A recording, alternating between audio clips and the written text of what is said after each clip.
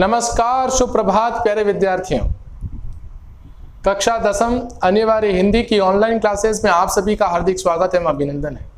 प्यारे विद्यार्थियों, अभी तक हमने कक्षा 10वीं क्षितिज अनिवार्य हिंदी की पुस्तक में से 3 अध्याय पूर्ण कर लिए हैं और अब अच्छी तरह से पढ़ा भी है। प्यारे विद्यार्थियों, अब हम पाठ्यक्रम के अनुसार जो व्यावहारिक व्याकरण का टॉपिक है उसके अंतर्गत जो 4-5 टॉपिक है उसके बारे में अपन अध्ययन करेंगे। उसका जो पहला प्रकरण है, जो पहला टॉपिक है वह है क्रिया। वह क्या है बच्चों? क्रिया। तो आज का जो अपना टॉपिक व्यावहारिक व्याकरण के अंतर्गत रहेगा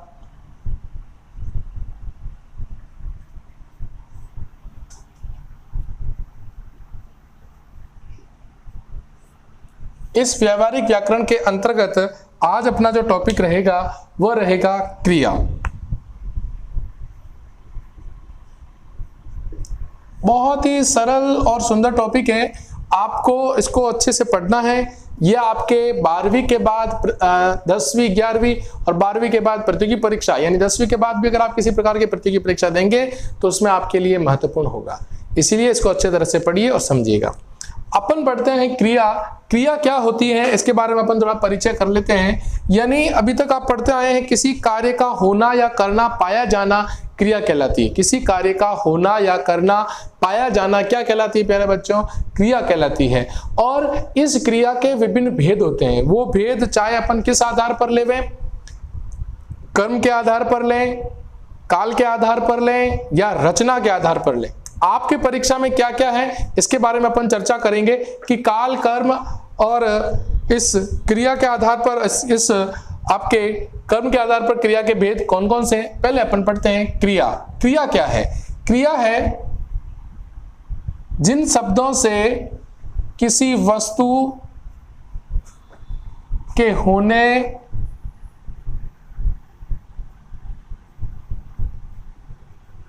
की अवस्था, स्थिति,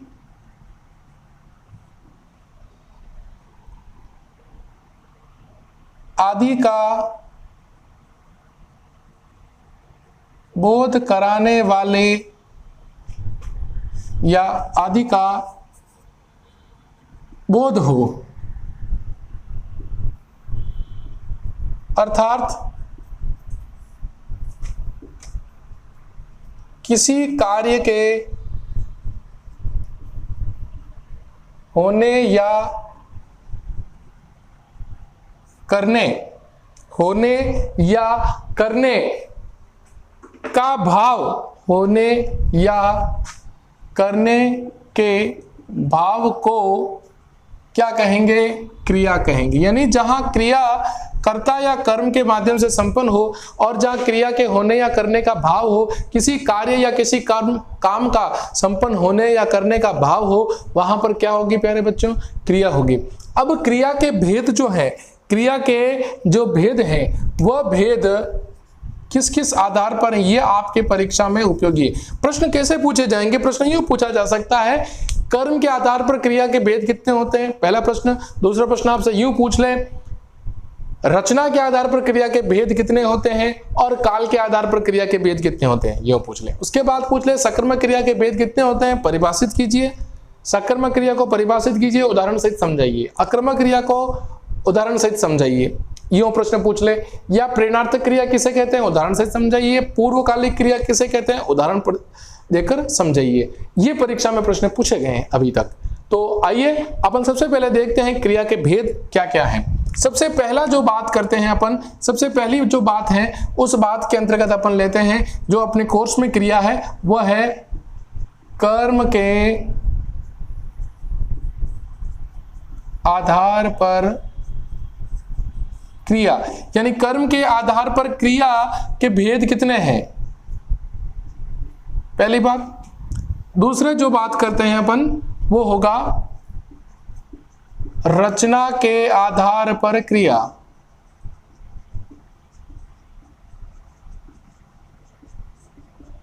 तीसरी होगी काल के आधार पर क्रिया।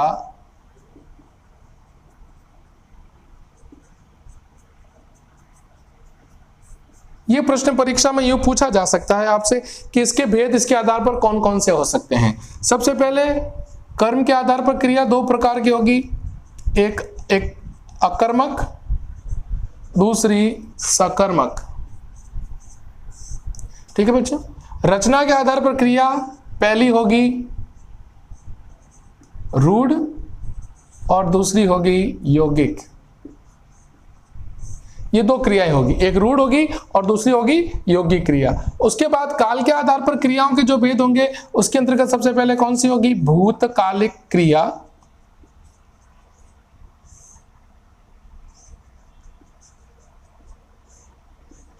दूसरी कौन सी हो जाएगी, वर्तमान कालिक क्रिया।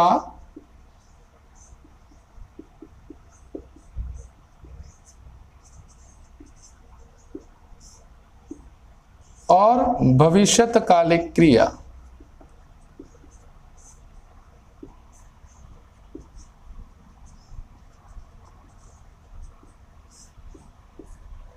ये तीन क्रिया के भेद माने गए हैं। ये किस आधार पर माने गए बच्चों, अपने काल के आधार पर क्रिया के भेद। अपने जो परीक्षा में जो प्रश्न पूछा जाएगा वो प्रश्न पूछा जाएगा कर्म के आधार पर क्रिया का, और दूसरा पूछा जाएगा रचना के आधार, और रचना के आधार पर किस पे पूछा जाएगा, यौगिक क्रिया के भेद के अंतर्गत, जिसके अंतर्गत अपन दो भेद पढ़ेंगे। एक पढ़ेंगे प्रेरणार्थक क्रिया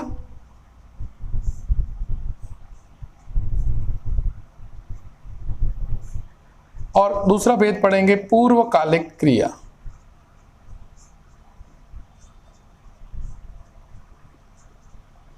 ये दो भेद पढ़ेंगे अपन इस यौगिक क्रिया के अंतर्गत जो आपकी परीक्षा में पूछे जाएंगे। ठीक है, तो अपन सबसे पहले शुरू करते हैं कर्म के आधार पर क्रिया और कर्म के आधार पर क्रिया के भेद। और इसका सबसे पहला भेद कौन सा है बच्चों, अकर्मक क्रिया।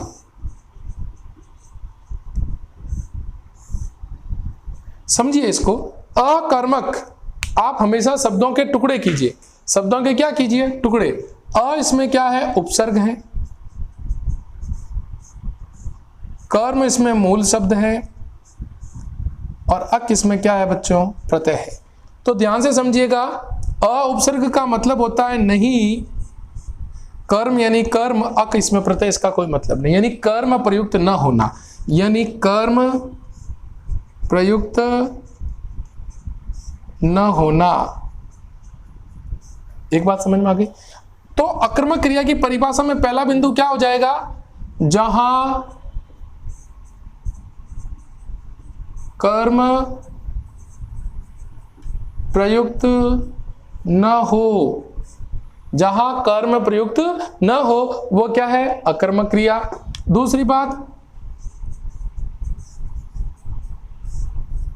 क्रिया का सीधा संबंध कर्ता से हो। क्रिया का सीधा संबंध किससे होता है, कर्ता से होता है। और जहां क्रिया का संबंध सीधा कर्ता से होता है तो वहां क्रिया कौन सी होती है, अकर्मक क्रिया। तीसरी बात अपन वाच्य के आधार पर ले, जहां क्रिया कर्ता प्रधान हो, यानी कर्ता से संबंध हो, तो ये बात क्या कहलाएगी, कर्तृवाच्य कहलाएगी। बच्चों ध्यान रखना, कर्तृवाच्य का मतलब होता है जहां क्रिया कर्ता के अनुसार प्रयुक्त हो। जहां क्रिया किसके आधार पर प्रयुक्त हो, कर्ता के आधार पर प्रयुक्त हो, उसे कर्तृवाच्य कहते हैं। यह वाच्य के अंतर्गत आता है। यह क्रिया के आधार पर वाक्य के भेद है।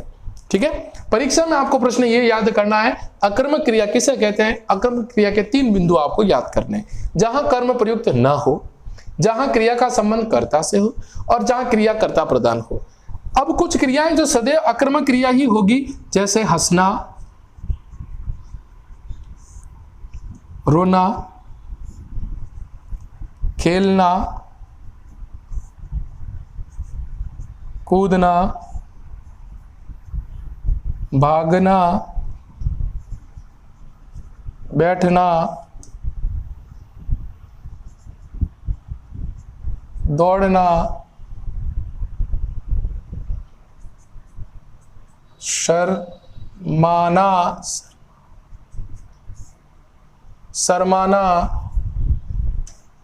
छोड़ो इसको, इसको रहने दो। ये जो क्रियाएं हैं लड़ना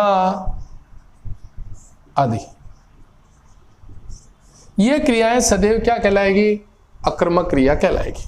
अब कैसे? उदाहरण देखिए आप इसके। सबसे पहले आता है जैसे राणा प्रताप लड़ा, यानी वह युद्ध भूमि में दुश्मनों से क्या करता है? लड़ाई करना। तो वो क्रिया कर रहा है, कर्म नहीं कर रहा है। उसी प्रकार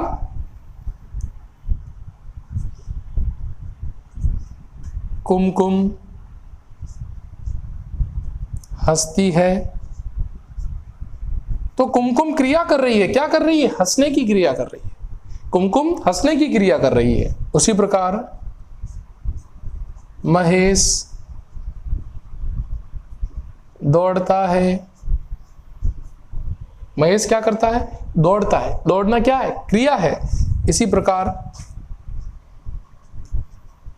गरिमा खाती है। अब क्या खाती है भाई? ये कोई मालूम नहीं, केवल वो क्रिया कर रही है, गरिमा खाती है। तो ये राणा प्रताप लड़ा, कुमकुम हंसती है, महेश दौड़ता है, गरिमा खाती है। उसी प्रकार एक और है, चिड़िया आकाश में उड़ती हैं। आराम से समझिएगा आप, चिड़िया कर्ता हो गई, क्रिया क्या हो गई? उड़ना। तो फिर ये क्या है? ये कर्म नहीं है। चिड़िया आकाश में उड़ती है, तो आकाश एक कारक है, मैं पे पर, अधिकरण में पे पर। तो बहुत से विद्यार्थी एक प्रथम दृष्टा, प्रथम बार देखते ही वो यही सोचते हैं कि ये सकर्मक क्रिया है, लेकिन सकर्मक क्रिया नहीं है। कर्ता चिड़िया, क्रिया भी क्या है? स्त्रीलिंग। देख लीजिए आप, स्त्रीलिंग स्त्रीलिंग, पुल्लिंग पुल्लिंग, स्त्रीलिंग स्त्रीलिंग, पुल्लिंग पुल्लिंग, स्त्रीलिंग स्त्रीलिंग। यानी जहां कर्ता पुल्लिंग, क्रिया भी पुल्लिंग, स्त्रीलिंग क्रिया कर्ता, तो स्त्रीलिंग भी क्या हो जाएगी? क्रिया। तो यहां पे कर्ता क्रिया क्या हो? कर्ता प्रधान हो। क्रिया क्या हो? कर्ता प्रधान। ये भी मैंने बताया था मैंने आपको। तो यहां पर देख लीजिए सारी कर्ता के अनुसार क्रिया होती जा रही है। तो ये सारी क्रिया क्या कहलाती है? आपकी अकर्मक क्रियाएं कहलाती है। इसका आप स्क्रीनशॉट ले लें, लिख लें, फिर आगे पढ़ते हैं अपन।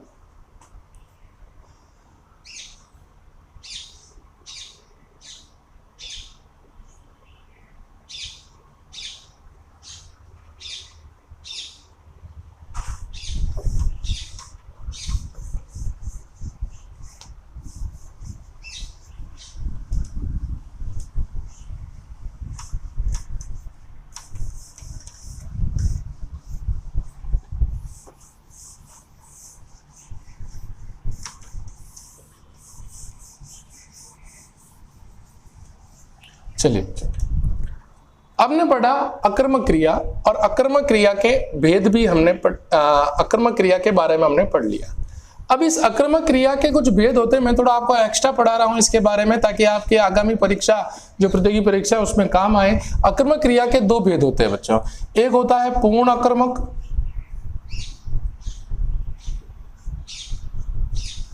दूसरा होता है अपूर्ण अकर्मक।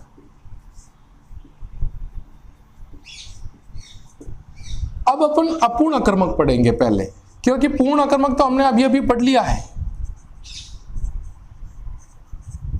अपूर्ण अकर्मक क्या होता है? अपूर्ण अकर्मक ये होता है, आप खुद नाम से देख लीजिए, जहां अकर्मक क्रिया के पूर्णता का भाव प्रकट नहीं हो। जहां अकर्मक क्रिया के पूर्णता का भाव प्रकट नहीं हो, अर्थात जहां क्रिया अपने पूर्णता का भाव प्रकट नहीं करती,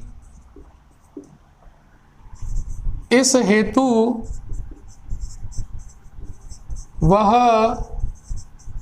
संज्ञा या विशेषण का प्रयोग करती हैं या प्रयोग लेती हैं। अब कैसे प्रयोग लिखती है देखना आप, जैसे मैं लिखता हूं हाथी के कान होते हैं। क्रिया का मूल भाव प्रकट हो ही नहीं रहा है, कुछ भाव प्रकट नहीं हो रहा, तब वो किसका सहारा लेती है? विशेषण का। मैंने लिखा हाथी के कान बड़े होते हैं, हाथी के कान बड़े होते हैं, तो वो क्या हो गया?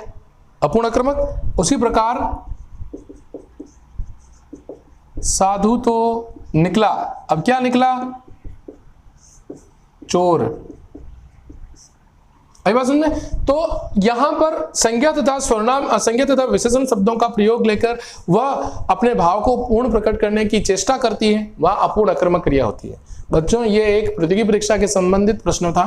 आपके प्रश्न यही पूछेगा, आक्रमक क्रिया को उदाहरण सहित समझाइए, या एक वाक्य दे दिया और कह दिया कि इसमें कौन सी क्रिया है, ठीक है, इसमें कौन सी क्रिया है, उसका नाम बताते हुए उसको उसकी परिभाषा लिखिए, ठीक है ना। तो ये दो तरीके से आपके प्रश्न पूछे जा सकते हैं, ठीक है। तो इस प्रकार अपनी आक्रमक क्रिया पूर्ण होती है।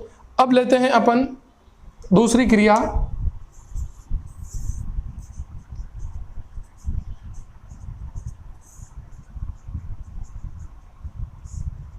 सकर्मक क्रिया। सकर्मक क्रिया क्या होती है? सकर्मक क्रिया किसे कहते हैं? मैंने आपको पहले ही कहा था कि हर शब्द के आप क्या कीजिए? टुकड़े कर दीजिए, अपने आप अर्थ सामने आ जाएगा। स यानी सहित, कर्म यानी कर्म, और अक इसमें प्रत्यय। ये तीन बातें अपने सामने आई। तो इससे संबंधित परिभाषा क्या हो जाएगी? पहली बात, जहां कर्म की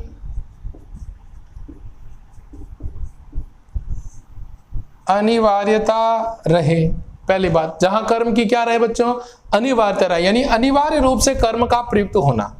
दूसरा संबंध, दूसरी बात, क्रिया का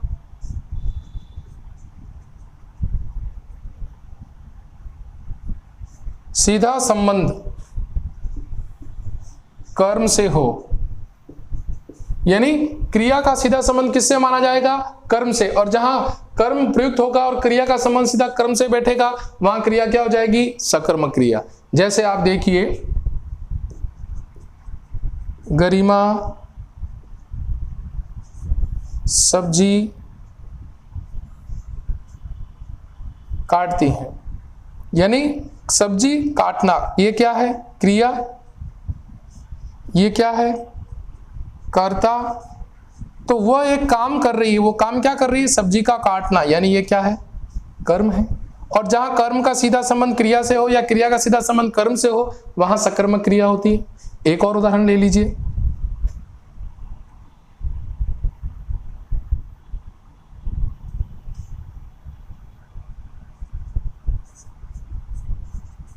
कुलदीप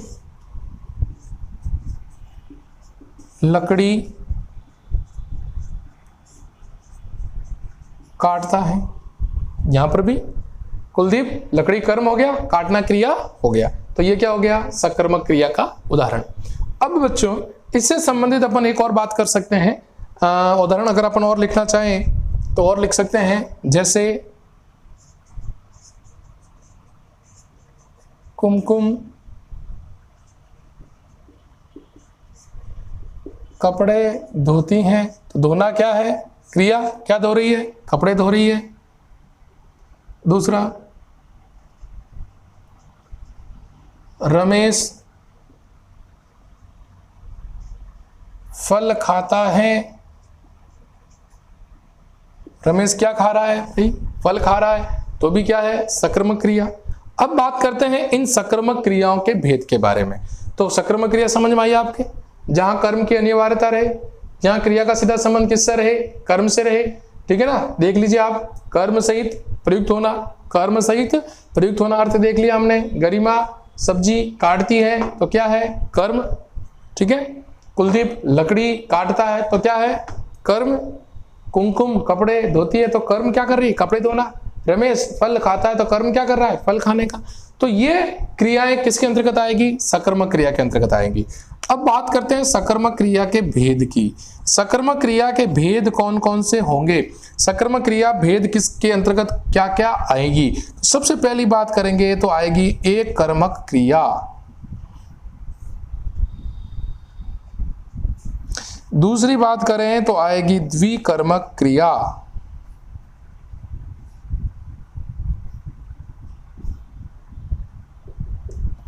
एक कर्मक क्रिया का तात्पर्य क्या होगा, नाम से मालूम चलता है जहां पर क्या हो, एक कर्म हो, जहां एक कर्म हो, एक कर्म क्या हो, जैसे राधा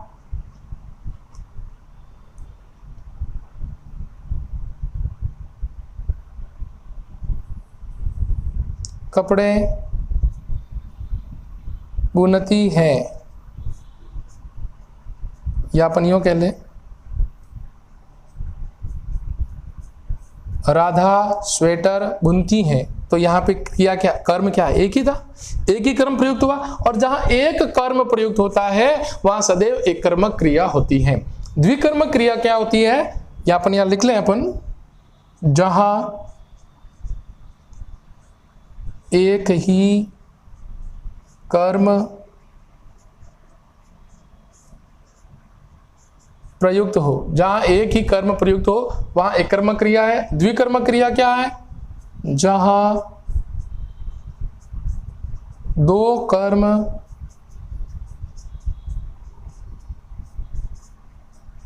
प्रयुक्त हो, दो कर्म प्रयुक्त हो, यानी जहां दो कर्मों की प्रधानता रहती है।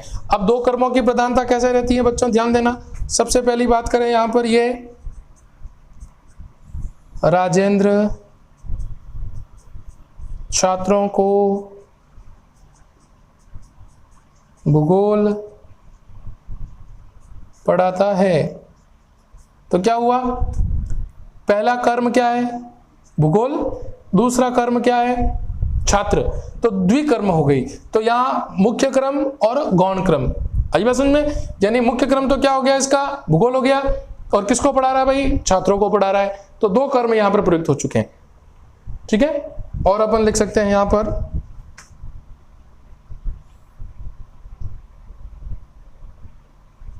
रमेश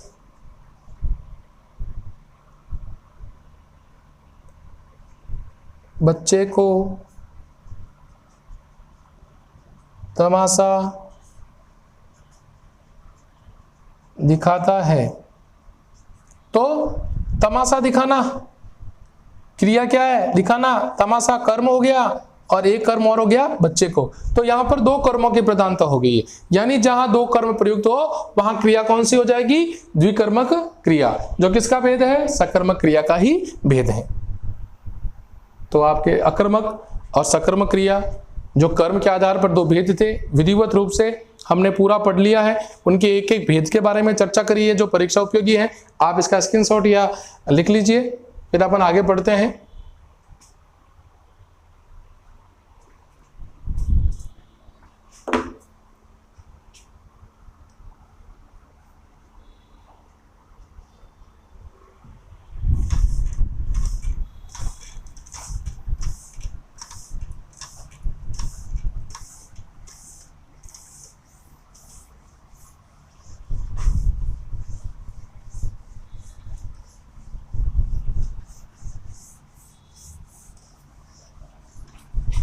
चलिए अब अपन बात करते हैं पहली प्रेरणार्थक क्रिया।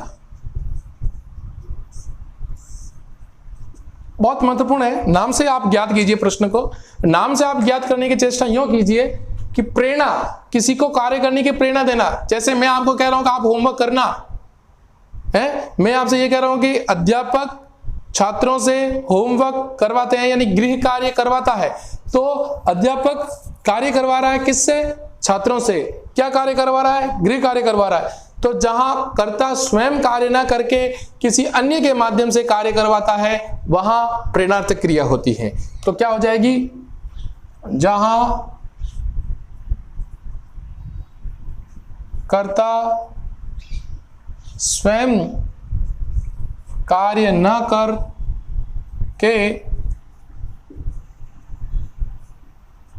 किसी और से यानी अन्य से कार्य संपन्न करवाता है, किसी अन्य से कार्य क्या करवाता है, संपन्न करवाता है, वह क्रिया क्या कहलाती है आपकी, प्रेरणार्थक क्रिया। यानी कर्ता स्वयं कार्य नहीं करता लेकिन किसी और से करवाता है। तो जैसे पहले साक्षी नौकरानी से कपड़े धुलवाती है, तो यहां पर साक्षी क्या है, करता तो है लेकिन कार्य नहीं कर रही है, लेकिन ये प्रेरक तो कर रही है, प्रेरणा तो दे रही है, तो ये हो गया प्रेरक कर्ता। अब इससे प्रेरित कौन हो रही है, नौकरानी, तो ये होगी प्रेरित कर्ता। आई बात समझ में, जहां कर्ता साक्षी यानी एक प्रेरक है और काम कौन कर रही है, नौकरानी, क्योंकि वो प्रेरित है और इसी कार्य को करने से ये क्या कहलाएगी आपकी, प्रेरणार्थक क्रिया। उसी प्रकार मां पुत्र से पत्र पढ़वाती है, तो कार्य कौन कर रहा है, पुत्र। कैसा कार्य कर रहा है, पत्र पढ़ने का। तो पुत्र क्या है, प्रेरित है, किससे प्रेरित है, मां से, और कार्य क्या करवाया जा रहा है, पत्र पढ़ाए जाने का। तो ये प्रेरित कर्ता और प्रेरक कर्ता प्रेरणार्थक क्रिया के अंतर्गत आते हैं। समझ में आई बात, ठीक है। चलिए दूसरा चीज लेते हैं अपन, पूर्वकालिक क्रिया।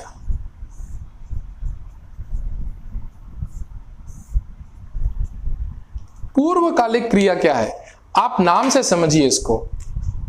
एक प्रत्यय हटा दीजिए, काल यानी समय, पूर्व यानी पहले, यानी समय से पहले किसी क्रिया का संपन्न हो जाना। समय से पहले किसी क्रिया का क्या हो जाना, संपन्न हो जाना, वही क्या कहलाती है आपकी पूर्वकालिक क्रिया। वह क्रिया जो किसी अन्य क्रिया से पहले संपन्न हो जाए, अन्य क्रिया से पहले क्या हो जाए मित्रों, संपन्न हो जाए, वो क्या कहलाती है, पूर्वकालिक क्रिया कहलाती है। पूर्वकालिक क्रिया में आप ध्यान देना, मूल धातु के साथ, इसकी पहचान लिखवा रहा हूं मैं, मूल धातु के साथ, मूल धातु के साथ कर जुड़ता है। क्या जुड़ता है, कर जुड़ता है, यानी मूल धातु के साथ क्या जुड़ता है, हमेशा कर जुड़ता है। देखना, महेश खाना खाकर सो गया, तो सोना क्या है, क्रिया, लेकिन उससे पहले एक क्रिया उसने और संपन्न कर ली, क्या कर ली, खाना खाकर, खाना खाकर। उसी प्रकार सुरेश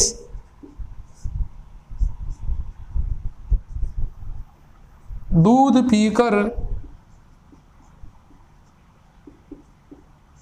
दौड़ता है, तो पहले वो क्रिया कौन सी कर रहा है, पीना। पहले वो क्रिया कौन सी करता है, पीने की, तो पीकर फिर क्या करता है, दौड़ता है, यानी दौड़ना क्रिया भी संपन्न कर रहा है, लेकिन उससे पहले वो क्या कर रहा है, दूध पीने की क्रिया संपन्न कर रहा है। यानी वह क्रिया जो दूसरी क्रिया से पहले ही संपन्न हो जाए या पूर्व काल में संपन्न हो जाती है, वह क्रिया क्या कहलाती है आपकी पूर्वकालिक क्रिया कहलाती है। मूल धातु के साथ क्या जुड़ता है, कर जुड़ता है। ठीक है बच्चों, तो ये थी अपनी क्रिया जो हमने पढ़ी है, जिसके अंतर्गत हमने पढ़ा कर्म के आधारित क्रिया, कर्म के आधार पर क्रिया पर हमने पढ़ा सकर्मक और अकर्मक क्रिया। फिर ये जो क्रियाएं थी वो आपकी यौगिक क्रियाओं का भेद है। किसका भेद है, यौगिक क्रिया का भेद है, जो आपकी परीक्षा में पूछा जा सकता है। मूलतया सकर्म और अकर्मक क्रिया से प्रश्न ज्यादा पूछा जाता है। इनमें से कभी कभार कोई एक प्रश्न पूछ दिया, एक वाक्य दे दिया, जैसे साक्षी नौकरानी से कपड़े धुलवाती है, उक्त वाक्य में कौन सा क्रिया है, परिभाषा सहित समझाइए। ठीक है ना। उसी प्रकार महेश खाना खाकर सो गया, इसमें क्रिया कौन सी है बताइए और उसकी परिभाषा लिखिए। तो आज का अपना टॉपिक क्रिया यहीं समाप्त होता है। आशा करता हूं आपके समझ में आया होगा। व्याकरण का ये पहला टॉपिक आपको कैसे लगा आप मुझे कमेंट बॉक्स में अवश्य बताएं, तथा मेरे इस यूट्यूब चैनल को अधिक से अधिक शेयर, सब्सक्राइब और लाइक करें ताकि समय समय पर आपको व्याकरण के सारे टॉपिक आपको मिल जाएं। मिलते हैं अगले एक और नए व्याकरण के टॉपिक के साथ नेक्स्ट वीडियो में। तब तक नमस्कार।